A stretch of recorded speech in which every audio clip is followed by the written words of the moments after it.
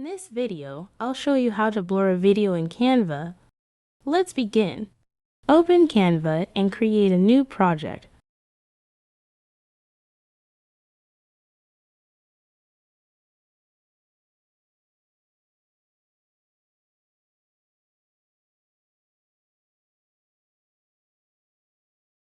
Let's use this video as an example. Add it to your page.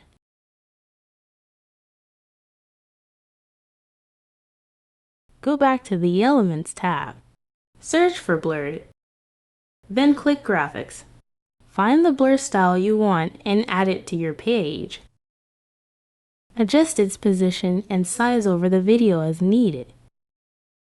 To increase the blur intensity, duplicate the effect by copying and pasting it multiple times.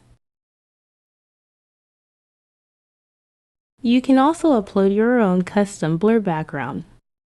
Add it to the page, then adjust the transparency to blend it with the video.